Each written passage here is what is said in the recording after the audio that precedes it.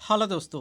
आज की डेट है 22 अगस्त 2024 और आज का सेकेंड शिफ्ट का पेपर खत्म हो चुका है और अपने कॉलेज के जितने भी छात्र गए थे एग्जाम देने उनसे सारे क्वेश्चन पूछे भी गए हैं और उन्होंने बताया कौन कौन से क्वेश्चन पूछे गए थे और किस तरह के क्वेश्चन एग्जाम में देखने को मिल रहे हैं। तो जितने भी अभी यहाँ पर कॉलेज में छात्र आए हैं जो अभी जिनका एग्जाम नहीं हुआ है उनको क्वेश्चन बताए जा रहे हैं किस तरह के क्वेश्चन एग्जाम में पूछे जा रहे हैं। इस तरह से तैयारी आपको करनी पड़ेगी यदि आप कम समय में एग्जाम में अच्छे अंक प्राप्त करना चाहते हैं। तो यदि आप भी IT second year electrician trade के छात्र हैं और अभी तक आपका एग्जाम नहीं हुआ है तो जो छात्र एग्जाम दे चुके हैं उनसे भी आप जानकारी ले सकते हैं या आपको इस वीडियो में उन सभी क्वेश्चनों को बताए जाएंगे जो एग्जाम में पूछे गए थे। तो चलिए वीडियो को स्टार्ट करते हैं। और यदि आपको कोई भी क्वेश्चन का आंसर मालूम है तो कमेंट बॉक्स में आप आंसर बता सकते हैं। तो क्वेश्चन नंबर यहाँ पर शुरू करते हैं 1 से, जो कि यहाँ पर क्रम वाइज आपको क्वेश्चन नहीं देखने को मिलेंगे क्योंकि साथियों जो क्वेश्चन पूछा गया था काफ़ी यहाँ पर इजी क्वेश्चन पूछा गया था। पहला क्वेश्चन इसमें पूछा गया था किस मोटर में यह विशेषता है, मतलब कि किस मोटर की ये जो विशेषता आपको देखने को मिलेंगी जिसमें स्पीड आपका जो होगा यहाँ पर साथियों हाई होगा और यहाँ पर टॉर्क जो होगा लो होगा। इस सब का आंसर देते चलिएगा। इसमें आपका जो सही हो जाता है ऑप्शन नंबर सी, संचाई यौगिक मोटर का ये स्थिति देखने को मिलता है। ये किस मोटर की विशेषता है? कम्युलेटिव कंपाउंड मोटर की विशेषता है। ऑप्शन नंबर सी आपका करेक्ट आंसर हो जाएगा।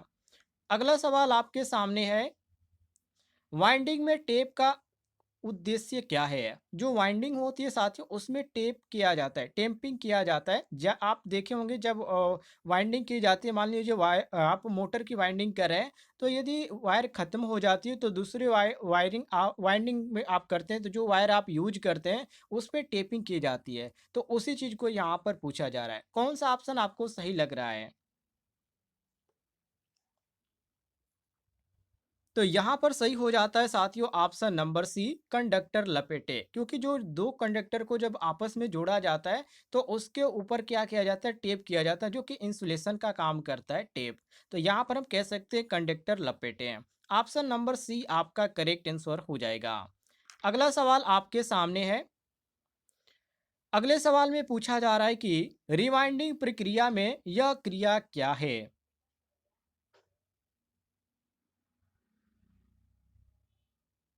साथियों यह आपके सामने देखने को मिल जाता है हैमर, और यहाँ पर आपको देखने को मिल जाता है जो कि इसकी जो वाइंडिंग है उसको क्या किया जा रहा है? निकाला जा रहा है। तो हम यहाँ पर कह सकते हैं कि यहाँ पर जो सही हो जाता है वो ऑप्शन नंबर सी, जिसको वेज बोला जाता है, वेज को क्या किया जा रहा है? हटाया जा रहा है। ऑप्शन नंबर सी आपका करेक्ट आंसर हो जाएगा। अगला सवाल आपके सामने है, नियंत्रण सर्किट का प्रकार क्या है? ये आपके सामने एक सर्किट बनाया गया फिगर में देखिए। इसको आपको देखकर बताना है कि ये कौन सी नियंत्रण सर्किट है।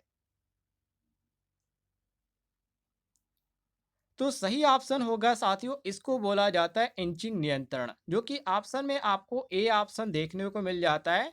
बिल्कुल करेक्ट आंसर। आगे बढ़ते हैं, अगले क्वेश्चन को देखिए। अगला क्वेश्चन आपके सामने है जिसमें पूछा जा रहा है, वाइंडिंग मशीन के भाग एक्स को चिन्हित करें। यहाँ पर जो एक्स के रूप में इंडिकेट किया जा रहा है जिस भाग को, उसका नाम पूछा जा रहा है।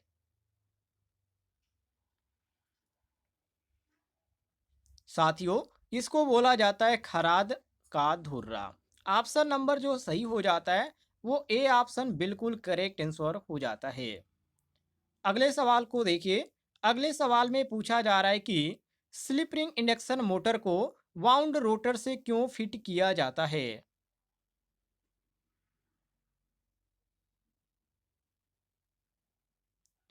सही ऑप्शन होगा ऑप्शन नंबर डी, जिसको बोला जाता है उच्च स्टार्टिंग और रनिंग वाला घूर्ण के लिए। ये आपका जो सही हो जाता है ऑप्शन नंबर डी, बिल्कुल करेक्ट आंसर हो जाता है। अगला सवाल आपके सामने है जिसमें पूछा जा रहा है, वाइंडिंग का नाम क्या है? आपके सामने एक वाइंडिंग देखने को मिल रही है। इस वाइंडिंग का नाम पूछा जा रहा है। इस वाइंडिंग को किस नाम से जाना जाता है?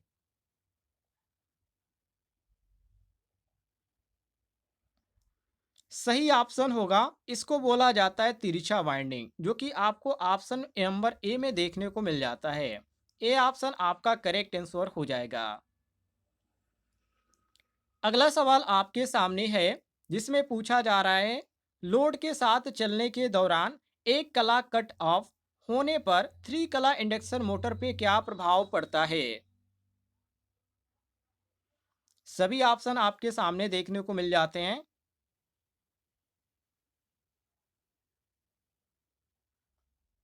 सही ऑप्शन होगा ऑप्शन नंबर डी, जिसको बोला जाता है मोटर धीमी गति से चलेगी लेकिन थोड़ी ही देर में वाइंडिंग जल जाएगी। इस स्थिति में इस पे प्रभाव पड़ेगा। ऑप्शन नंबर जो सही होगा वो डी ऑप्शन बिल्कुल करेक्ट आंसर हो जाएगा। अगला सवाल आपके सामने है। अगले सवाल में पूछा जा रहा है कि स्लिपलिट चरण मोटर का कार्य सिद्धांत क्या है, मतलब कि ये किस सिद्धांत पे कार्य करता है?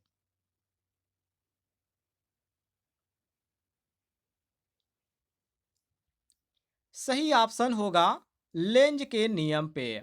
ऑप्शन नंबर ए आपका करेक्ट आंसर हो जाएगा। अगला सवाल आपके सामने है, प्रतिरोध के संबंध में एकल चरण इंडक्शन मोटर की रनिंग वाइंडिंग की स्टार्टिंग वाइंडिंग के बीच क्या संबंध है? मतलब यहाँ पर रनिंग वाइंडिंग और स्टार्टिंग वाइंडिंग के बीच संबंध पूछा जा रहा है सिंगल फेज इंडक्शन मोटर में।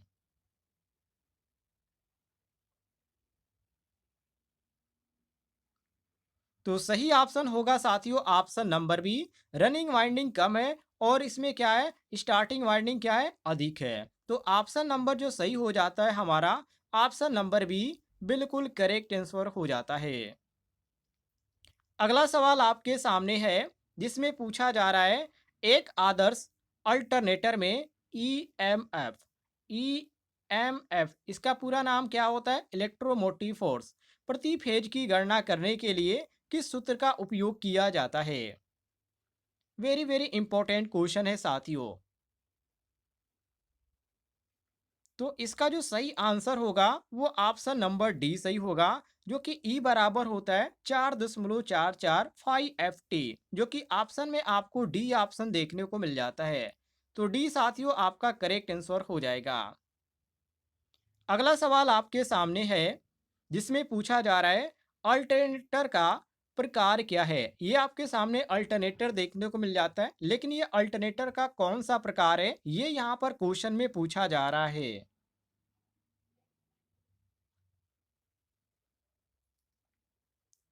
सही ऑप्शन होगा बरस रहित अल्टरनेटर। ऑप्शन नंबर ए आपका करेक्ट आंसर हो जाएगा। अगले सवाल को देखिए। अगले सवाल में पूछा जा रहा है, दृष्टिकारी डायोड में एलईडी को कन्वर्टर्स के रूप में क्यों टाला जाता है?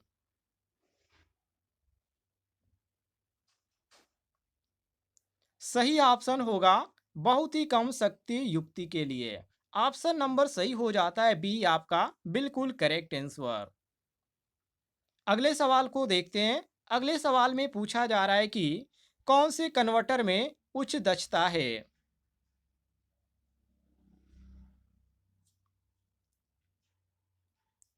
सही ऑप्शन होगा option number A, SCR converter में। ऑप्शन नंबर ए आपका करेक्ट आंसर हो जाएगा। अगले सवाल को देखिए। अगले सवाल में पूछा जा रहा है, फुल वेव रेक्टिफायर सर्किट में आउटपुट वोल्टेज क्या है?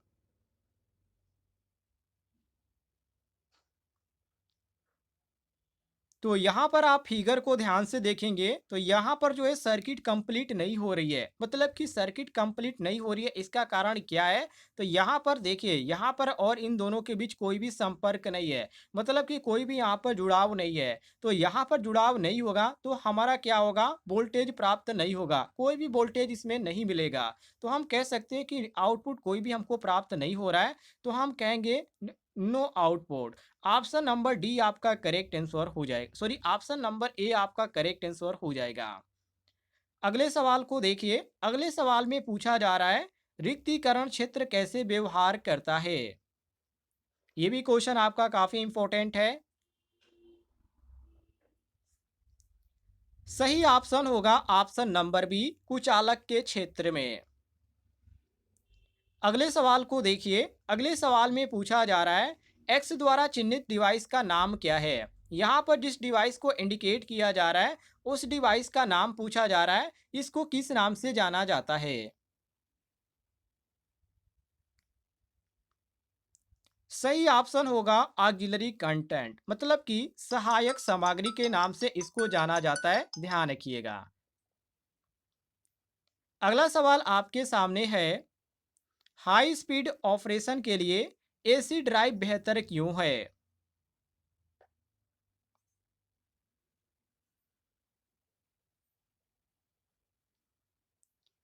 सही ऑप्शन होगा ऑप्शन नंबर डी, कोई ब्रश और कम्यूटेशन नहीं। ये आपका डी ऑप्शन करेक्ट आंसर हो जाएगा।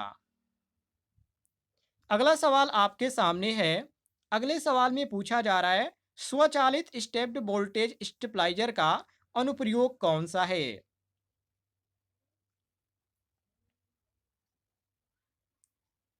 सही ऑप्शन होगा टेलीविजन, अर्थात टीवी रिसीवर के नाम से इसे हम जानते हैं। ये आपका सी ऑप्शन करेक्ट आंसर हो जाएगा। अगले सवाल को देखिए। अगला सवाल आपके सामने है, स्टीम पावर स्टेशन में बॉयलर का उद्देश्य क्या है। बॉयलर का सही उद्देश्य होता है साथियों, पानी को भाप में परिवर्तित करता है। ऑप्शन नंबर सी आपका बिल्कुल करेक्ट आंसर हो जाता है। अगले क्वेश्चन को देखते हैं। अगला क्वेश्चन आपके सामने है, विविधता कारक अर्थात डीएफ क्या है। तो इसका जो सही सूत्र होता है साथियों डीएफ का, वो आपको यहाँ पर देखने को मिल जाता है, मिनिमम एक्चुअल एंड लोड और installation load upon installation load हो जाता है, जो कि ऑप्शन में आपको जो देखने को मिल जाता है वो ऑप्शन नंबर ए देखने को मिल जाता है। अगले सवाल को देखिए। अगले सवाल में पूछा जा रहा है, किस प्रकार का लोड जी श्रेणी एमसीबी द्वारा संरक्षित है। सही जवाब होगा option number C, air conditioner. C option आपका करेक्ट आंसर हो जाएगा। यदि आपको जानकारी पसंद आई होगी तो इस वीडियो पर एक लाइक जरूर कीजिएगा। और यदि आप फर्स्ट शिफ्ट का क्वेश्चन देखना चाहते हैं तो मैंने सुबह ही अपलोड कर दिया, जो कि करीब 11 बजे, तो आप वहां से जाकर देख सकते हैं।